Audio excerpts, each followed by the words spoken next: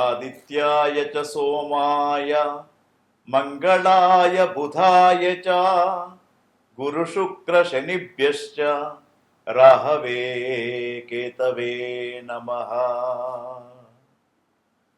చూస్తున్నటువంటి ప్రేక్షకులకు స్వాగతం.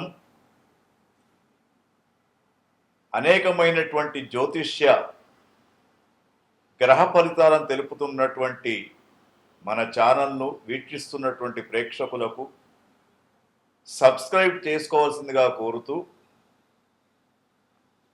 ఒకే సంవత్సరంలో అంటే 2026వ సంవత్సరంలో 3 సార్లు పంచగ్రహ కూటమి అనేది ఏర్పడడం మనకి ఈ సంవత్సరం జ్యోతిష్ శాస్త్ర రీత్యా చర్చించదగ్గనటువంటి విషయం. అయితే ఈ యొక్క పంచగ్రహ కూటమి అనేది ఏ విధంగా ఉండబోతుందంటే 19/1/2026 రోజున పంచగ్రహ కూటమి అనేది మనకు మరి మీనరాశిలో ఏర్పడింది.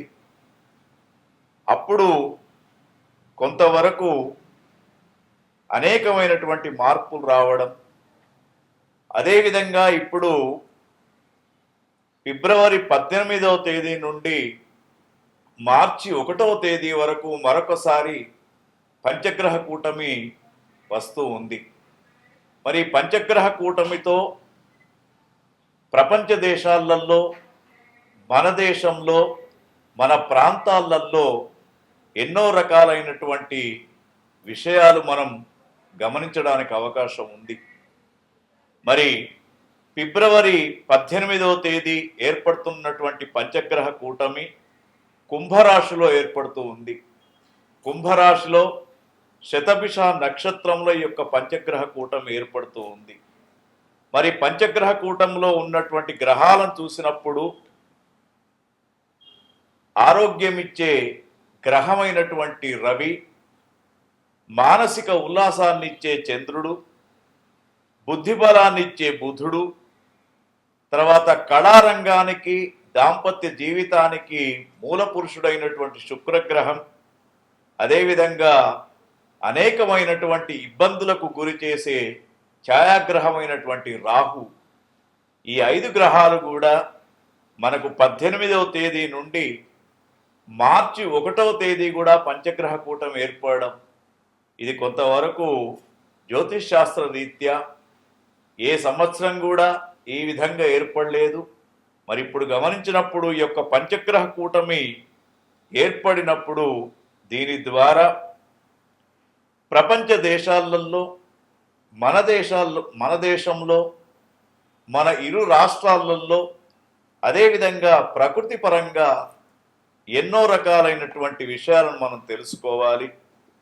ముఖ్యంగా ఈ పంచగ్రహ కూటమి అన్నప్పుడే అన్ని గ్రహాలన్నీ కూడా కూడి ఉండడం అని ఒక అర్థం.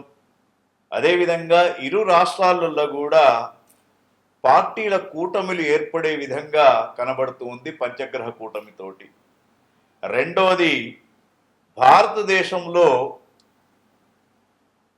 అనేక ప్రాంతాలలో నిధులు దొరికే అవకాశం కూడా మనకు కనబడుతూ ఉంది. తర్వాత కొంత దేశాల మధ్య యుద్ధ వాతావరణం ప్రపంచ దేశాల మధ్య పంచగ్రహ కూటమితో ఏర్పడబోతూ ఉంది. రాజకీయాలలో అనేకమైనటువంటి మార్పులు, స్థానిక ఎన్నికల్లో కావచ్చు, రాబోతున్నటువంటి 5 రాష్ట్రాల యొక్క ఎన్నికల్లో కావచ్చు, అనేకమైనటువంటి మార్పులు మనకు సంభవించబోతూ ఉన్నాయి. అదేవిధంగా భారతదేశంలో కొత్త టెక్నాలజీ, A1 అనే టెక్నాలజీ ఇంకా అభివృద్ధి అయ్యే అవకాశం కనబడుతూ ఉంది. అమెరికా దేశంలో ఆర్థికమైనటువంటి సంక్షోభం ఏర్పడి ఎవరైతే సాఫ్ట్వేర్ రంగంలో ఉన్నటువంటి భారతీయ విద్యార్థులు ఉన్నారో వాళ్ళందరూ కూడా మన దేశానికి తిరిగి వచ్చే అవకాశం కనబడుతూ ఉంది.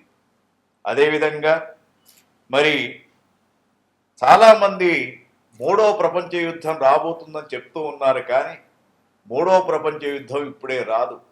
భారతదేశానికి 2033-36లో రాహుదశ ప్రారంభమైనప్పుడు అప్పుడు మూడవ ప్రపంచ యుద్ధం వచ్చే అవకాశాలు ఉంటుంది. కాబట్టి మూడవ ప్రపంచ యుద్ధం గురించి ఆలోచించే అవసరం లేదు. అదేవిధంగా మన భారతదేశం మాత్రం పాకిస్తాన్, చైనా దేశాలతోటి చాలా జాగ్రత్తగా ఉండాలి. ఎప్పుడైనా కూడా యుద్ధం సంభవించే అవకాశం కనబడుతూ ఉంది. మరి ఒక్కొక్క దేశ పరిస్థితి చూసినప్పుడు ప్రపంచ దేశాలలో ముఖ్యంగా మన భారతదేశం స్వాతంత్రం వచ్చినప్పటి తేదీ 15/8/47 సంవత్సరాన్ని గమనించినప్పుడు పుష్యమి నక్షత్రం కర్కాటక రాశి వృషభ లగ్నములో మనకు భారతదేశానికి స్వాతంత్రం అంటే మన దేశం యొక్క రాశి కాబట్టి మరి దీని ప్రకారం చూసినప్పుడు భారతదేశానికి స్వాతంత్రం వచ్చినటువంటి తేదీ ప్రకారంగా 15/8/1947 అర్ధరాత్రి మనకు స్వాతంత్రం వచ్చింది కాబట్టి ఆ గ్రహస్థితిని చూసినప్పుడు పుష్యమి నక్షత్రం కర్కాటక రాశి వృషభ లగ్నంలో మనకు స్వాతంత్రం సిద్ధించినప్పుడు మరి మనకు అప్పుడు ఆ దశను చూసినప్పుడు ఇప్పుడు మనకు ప్రజెంట్ 2032 వరకు మనకు 7 సంవత్సరాలు కుజదశ నడుస్తూ ఉంది. 2026 ఫిబ్రవరి నుండి కుజమహర్దశలో రాహు అంతర్దశ ప్రారంభమవుతుంది కాబట్టి ఈ రంగాలలో కొంత మార్పు అనేది సంభవిస్తూ ఉంటుంది. ఒకటేంటంటే ఫైనాన్స్ వ్యవస్థలో కొంతవరకు ఆర్థికమైనటువంటి సంక్షోభం ఏర్పడుతూ ఉంటుంది. ముఖ్యంగా టెక్నాలజీలో ఏఐ అనేది డెవలప్ అవుతూ ఉంటుంది. తర్వాత ఫారెన్ విషయంలో అంటే ఫారెన్ సంబంధాలు చూసినప్పుడు మనకు ఫైనాన్స్ పరంగా చూసినప్పుడు విదేశీ సంబంధాలు చూసినప్పుడు మరి ఫైనాన్స్ పరమైనటువంటి ఇబ్బందులు ఎదుర్కొనే అవకాశం ఉంది. రియల్ ఎస్టేట్ రంగం మామూలుగా ఉంటుంది. తర్వాత విమాన ప్రమాదాలు ఎక్కువ అయిపోయి విమానాల యొక్క ఆదాయం కూడా తగ్గే అవకాశం మనకు కనబడుతూ ఉంది. అదేవిధంగా సినీ పరిశ్రమ మాత్రం చాలా అభివృద్ధి చెందుతూ ఉంటుంది. తర్వాత కళారంగం అభివృద్ధి చెందే అవకాశాలు కనబడుతూ ఉన్నాయి. మహిళలకు రాజకీయ పదవులు ఎక్కువ శాతం లభించే అవకాశం కూడా ఈ పంచగ్రహ కూటమితోటి కనబడుతూ ఉంది. మీడియా రంగంలో అనేకమైనటువంటి అభివృద్ధి పనులు జరుగుతూ ఉంటాయి. మరి ఈ విధంగా చూసినప్పుడు పంచగ్రహ కూటమిలో ఇరు రాష్ట్రాలలో కూడా కూటమి ప్రభుత్వాలు మరల ఏర్పడే అవకాశం కూడా కనబడుతూ ఉంది. స్థానికమైన ఎన్నికలలో కూడా కూటమితో కూడుకున్నటువంటి రాజకీయాలు ముందుకు వచ్చే అవకాశాలు ఉన్నాయి.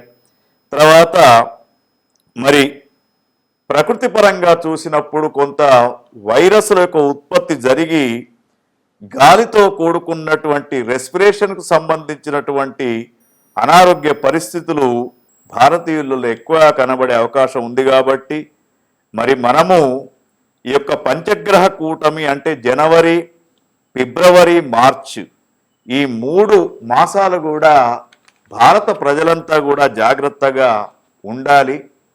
భగవంతుని యొక్క ఆరాధన చేస్తే తప్పకుండా మనమంతా కూడా రక్షించబడతాము. ఇది మనకు పంచగ్రహ కూటమి ద్వారా కొన్ని విషయాలు తెలుసుకున్నాం. పంచగ్రహ కూటమి అంటేనే అనేకమైనటువంటి మరి విషయాలలో భయంకరంగా చెప్తూ ఉన్నారు. కానీ పంచగ్రహ కూటమి సహజంగా జరుగుతున్నటువంటి విషయం. పంచగ్రహ కూటమి ఫిబ్రవరిలో జరుగుతున్నటువంటి పంచగ్రహ కూటమిలో మకర రాశి జాతకులను గమనించినప్పుడు వారికి రవి భగవానుడు 2వ స్థానంలో, చంద్రుడు 2వ స్థానంలో, బుధుడు 2వ స్థానంలో, శుక్రుడు 2, రాహువు 2లో కనబడుతున్నాడు.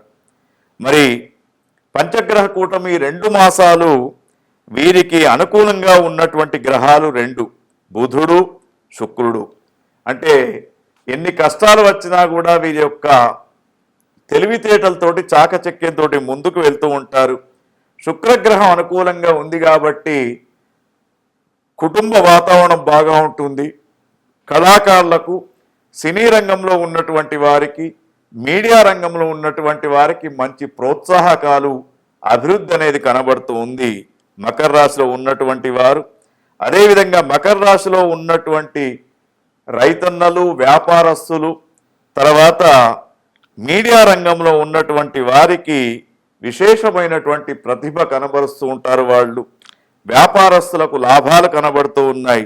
అయితే వీరికి ఆదిత్య హృదయంతో పాటు సూర్యగ్రహం యొక్క అనుకూల్యత పొందడానికి సూర్యగ్రహానికి సంబంధించినటువంటి పూజాది కార్యక్రమాలు, సూర్య అష్టోత్తర నామావళి ప్రతిరోజు పఠించడం శ్రేయస్కరంగా వీరికి చెప్పవచ్చు.